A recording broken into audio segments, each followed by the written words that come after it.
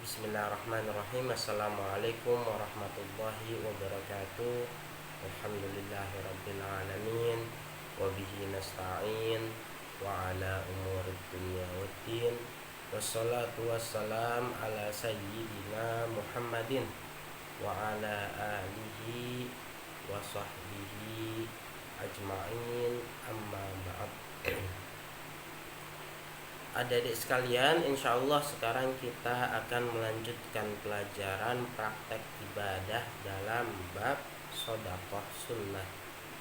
Sedikit sekali pada pelajaran hari ini, insya Allah kita akan melanjutkan tentang kemakruhan seputar sodaqah sunnah dan keharaman seputar sodaqah sunnah. Insya Allah akan saya jelaskan sedikit demi sedikit. Langsung saja, yang pertama adalah kemakruhan seputar sodaqah sunnah. Jadi yang pertama, bersodakoh dengan sesuatu yang sudah jelek. Ini adalah makruh hukumnya. Misalkan adik-adik mau bersodakoh ke fakir miskin beras, tapi berasnya itu beras yang jelek, yang buruk, yang banyak kutunya misalkan. Ini hukumnya makruh untuk disodakoh. Lebih baik beli beras yang biasa aja, paham ya?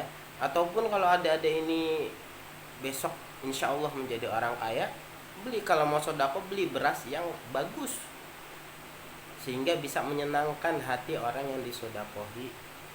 Atau baju yang sudah usang, mau menyumbangkan baju ke bencana, misalkan ke ada lokasi bencana tapi yang bekas-bekas, yang sudah sobek-sobek, yang sudah usang, warnanya pudar, ini makruh hukumnya. Walaupun bisa dipakai oleh mereka, tapi sebenarnya nggak layak, paham ya? Jadi kasih yang sedang, tidak terlalu bagus, tidak terlalu jelek. Kalau punya kelebihan harta, ya belikan yang baru, tapi jangan sampai yang jelek-jelek, karena hukumnya makruh. Kasihan yang memakai baju tersebut. Atau mata uang dari emas maupun perak, jadi bersedekah dengan mata uang yang berupa emas dan perak, ini juga hukumnya makruh. Itu adalah yang pertama. Kalau emas perak sekarang tidak. Maksudnya apa? Maksudnya sekarang itu jarang, karena mata uang kita itu bukan emas dan perak. Jadi berapapun itu diperbolehkan, yang penting laku. Entah itu sudah usam duitnya atau masih bagus, yang penting laku, istilahnya seperti itu. Yang kedua, menerima sodakoh dari orang yang hartanya bercampur dengan sesuatu yang haram. Jadi kalau misalkan kita tahu kita lagi butuh sesuatu, ada orang mau sodakoh, orang tersebut misalkan, hanya misalkan dia itu orang pejabat, yang mana pejabat tersebut itu sudah di TV itu sudah dijadikan tersangka kasus korupsi. Nah, berarti kan harta dari pejabat ini bercampur antara yang halal dan yang haram. Halalnya dari mana? Uangnya dia. Haramnya dari mana? Uang hasil korupsi. Nah, ini hukumnya makruh menerima dari sedekah orang tersebut. Karena apa? Karena kita tahu kalau hartanya itu bercampur dengan sesuatu yang haram. Nah, bagaimana kalau misalkan kita tidak tahu? Ya nggak apa-apa. Misalkan ada orang sodakoh ngasih duit misalkan 5 juta. Karena kita misalkan orang yang kurang mampu, kita terima. Ternyata setelah kita habiskan untuk kebutuhan sehari-hari, setahun kemudian dia ditetapkan sebagai tersangka misalkan, maka nggak apa-apa, karena kita hukumnya tidak tahu, paham ya? Jadi harus tahu orang yang mau ngasih ini orang yang seperti apa, agar kita tidak terjerumus ke makruhan. Walaupun hukumnya hanya makruh, tapi kita tetap harus hati-hati menjaga diri kita dari perkara-perkara yang dimungkari oleh Allah, dari jalan yang haram. Yang terakhir, yang ketiga, mengambil kembali harta yang sudah dia sedekahkan dari si penerima dengan jalan jual beli atau yang lainnya. Jadi misalkan kita itu sudah memberi si fulan ini sedekah berupa beras, misalkan beras yang sangat bagus, satu karung, kita sedekahkan beras tersebut. Kemudian ternyata setelah 3 hari kita itu butuh beras tersebut.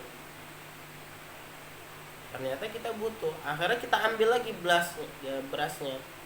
Walaupun dengan jalan apa? Dengan jalan jual beli atau yang lainnya.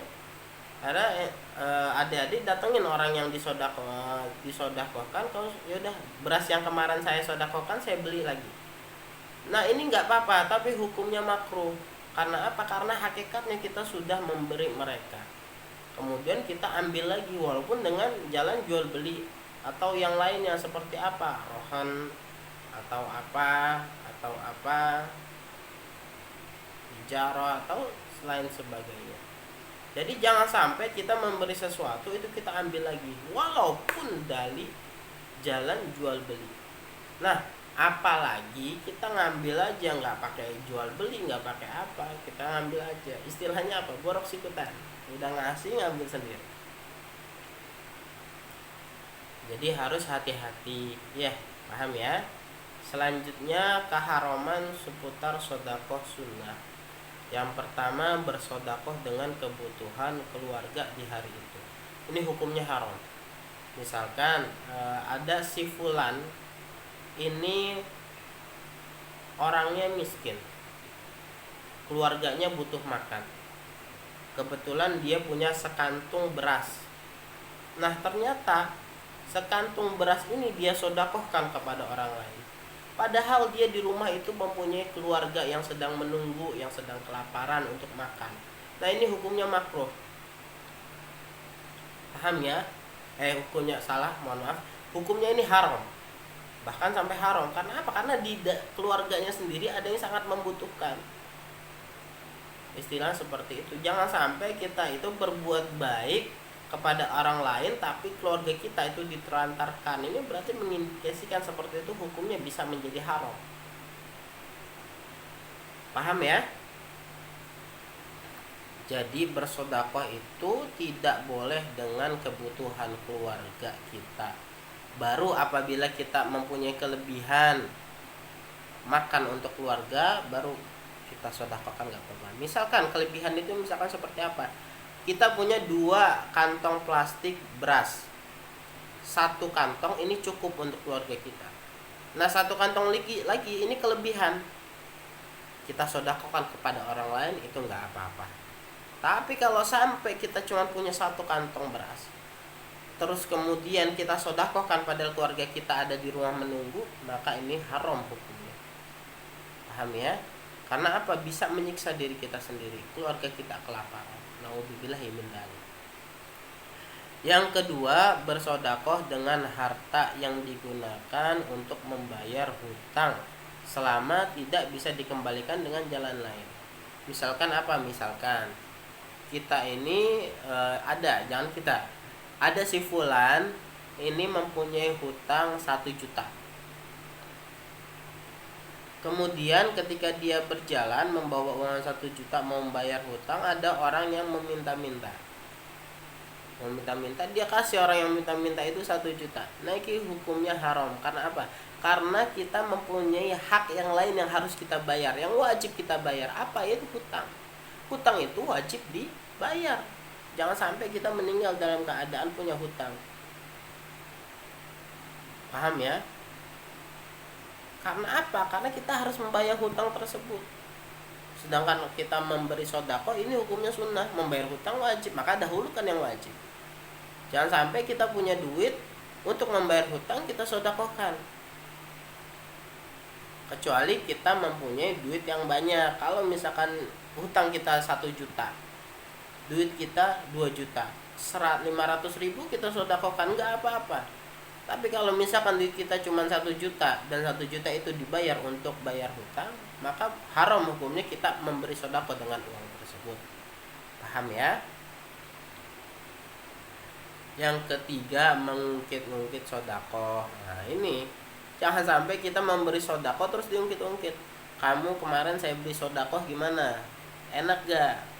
Kamu kemarin saya kasih duit sedekah gimana? Manfaat apa enggak? Jangan diungkit-ungkit.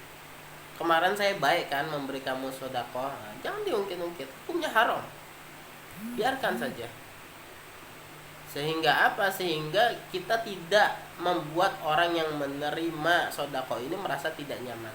Jadi harus kita memberi kenyamanan kepada mereka. Jangan mentang-mentang kita mempunyai kelebihan terus kita kasih sodako mereka, mereka menjadi sombong. Kita menjadi sombong dan mereka seakan-akan menjadi hina. Tidak seperti itu. Jadi harus dikendalikan diri kita ketika memberi sodako. Paham ya? Nih, jadi hukumnya sodako sunnah itu tidak hanya sunnah saja. Ada kalanya sodako sunnah itu bisa menjadi wajib. Ada kalanya sodako sunnah itu hukumnya memang sunnah, hukum asal. Ada kalanya hukumnya bisa makruh dan ada kalanya hukumnya bisa haram. Semoga kita bisa selalu bersodako dengan sodako yang sunnah sehingga bisa meringankan beban orang lain.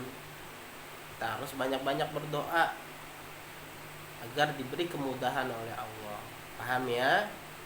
Kurang lebihnya saya mohon maaf. Wassalamualaikum warahmatullahi wabarakatuh.